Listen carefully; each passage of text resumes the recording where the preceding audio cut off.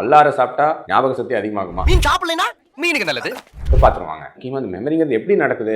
ரெண்டு நியூரானுக்கும் நடுவில் LTP அப்படின்னு சொல்லுவாங்க, லாங் டேர்ம் பொட்டன்ஷியேஷன். அதாவது நிரந்தரமா ஒரு ஜாயிண்ட் ஃபார்ம் ஆகும். அதில் தான் நிறைய விஷயங்கள் வந்து சேமிக்குது அப்படின்னு சொல்றாங்க. மூளை சம்பந்தமா என்னென்ன பிரச்சனை இருந்தாலும் ஆயுர்வேதத்தில் சித்தாலெல்லாம் இந்த வல்லாரை வந்து பயன்பட்டு வந்து ஒரு 12 வாரத்துக்கு 2 குரூப்பாக பிரித்து நீ நினைக்கிற மாதிரிலாம் ஒன்றும் இல்லை. 2 பேர்த்தையுமே கம்பேர் பண்ணி பார்த்துருக்காங்க. அந்த மாதிரி நிறைய வகையான ஞாபக சக்தியை பரிசோதிக்கிறது டெஸ்ட் பண்ணி பார்த்துருக்காங்க. அது என்ன தெரிய வந்திருக்குன்னா, பெரும்பாலான 90% டெஸ்ட்ல எந்தவித வித்தியாசமும் இல்லை. மெயினாக உங்கள் குழந்தைங்களுக்கு அல்லது உங்களுக்கு ஞாபக சக்தி அதிகரிக்கணும்னா முக்கியமான விஷயம் அந்த சினாப்ஸ்ன்னு சொன்னோம் இல்லையா, அது ஃபார்ம் ஆகிறதுக்கு மெயினாக பண்ண வேண்டியது திரும்ப திரும்ப செய்யறது. ஐயோ மீண்டும் மீண்டுமா? இப்போ நீங்கள் ஒரு வாட்டி சிலரால் ஒரு வாட்டி படிச்சாவே ஞாபகம் வச்சுக்க முடியும், சிலர் 4 வாட்டி படிச்சாதான் ஞாபகம் வச்சுக்க முடியும். ஆகிற வரைக்கும் படிச்சுக்கிட்டு தான் இருப்பேன். ஒரு மூலிகையோ ஒரு மருந்தோ அதை வந்து நம்பி நம்ம இருக்க வேண்டிய அவசியம் கிடையாது. அது வந்து படிக்கிற பசங்க இதை வந்து ஞாபகம் வச்சுக்கிறதே இல்லை. ஞாபக சக்தி அதிகரிக்கணும்னா நீங்க படிச்சுக்கிட்டே இருக்கீங்க இல்லையா, அப்ப ஞாபக சக்தி அதிகரிக்காது. என்னடி சொல்ற? படிச்சு முடிச்சுட்டு நல்லா ஒரு 7 மணி நேரம் நம்ம தூங்குறோம்னா அந்த தூங்குற டைம்ல தான் இந்த சினாப்ஸே ஃபார்ம் ஆகும். இது பண்ணா போதும்.